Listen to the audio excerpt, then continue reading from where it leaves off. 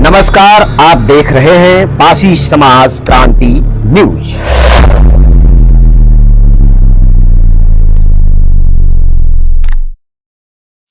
साथियों, मैं हूं यश विजयराज और आज मैं बात करूंगा नागवंशी इतिहास पर और बात करूंगा प्रजापालक राम के इतिहास पर, बात करूंगा नानाघाट शिलालेख पर और बात करूंगा राम का राज कब से कब तक था। साथियों, तमाम ऐतिहासिक स्रोतों में नागवंश को ईसा पूर्व दूसरी सदी से 250 ईस्वी के मध्य दिखाया गया है, जबकि तमाम नाग राजाओं के पुरातन भारत में किला अवशेष मौजूद हैं। यहां तक कि वर्तमान भारत में भी, जैसे नागराज वासुकी का किला प्रयाग में संगम के पास है, आष्टिक नाग का किला जनपद सीतापुर के सिधौली मिश्रिक मार्ग पर करपन नहवैया के पास है, जिसकी पुरातात्विक जांच हो सकती है। बीच में साथियों आपको बताता चलूं कि नाग का मतलब सांप से नहीं है।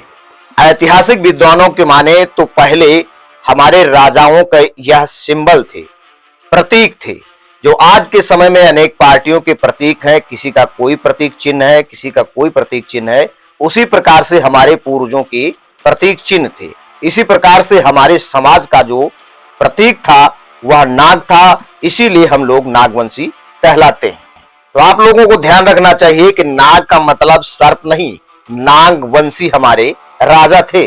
नागवंश मानव गोत्री वंश है। सिंधु घाटी सभ्यता भी नागवंश की सभ्यता है और इतिहास रहा है और 57 ईसा पूर्व से 364 ईस्वी तक नागवंश का स्वर्णिम काल रहा है।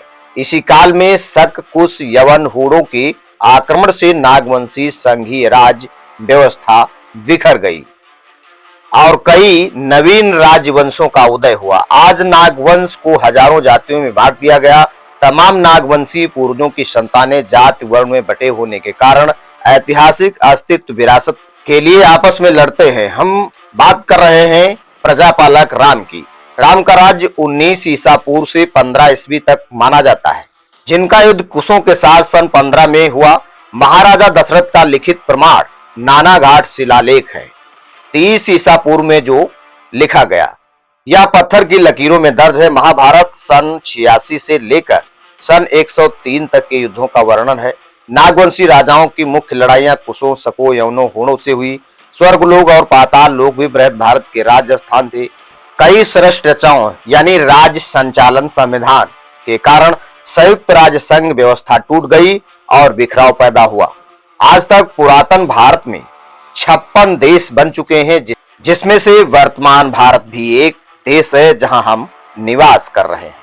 साथियों, यह एक महत्वपूर्ण जानकारी है। बहुत से लोगों को यह नहीं पता हुआ होगा कि हमारा जो पुरातन भारत था, जो आज 56 भागों में बढ़ चुका है। कुछ ऐतिहासिक चोरों की माने तो बताते हैं कि सतयुग, द्वापर, त्रेता, कलयुग ये कई लाख वर्ष के होते हैं, जबकि ऐसा साथियों नहीं है। हर वर्ष में चारों युग होते हैं। इस इतिहास से पता चलता है कि राम जो थे वो नागवंशी थे। इस जानकारी का पहुंचाना हमारा मकसद अपना इतिहास जानना है, ना कि पाखंड फैलाना। मैं आपसे यह नहीं कहता कि किसी को जाकर के दूध पिलाओ या वहां पर दान करो। वह दान का पैसा बचाओ, अपने बच्चों को पढ़ाने का काम करो। दूध उसको पिलाओ जिसको जरूरत हो। पत्थर की मूर्तियां दूध नहीं पीती। और इस इतिहास को गलत साबित करने के लिए नानाघाट शिलालेख को गलत साबित करें और 57 ईसा पूर्व से लेकर 364 ईस्वी तक का क्रमबद्ध इतिहास का उल्लेख करें।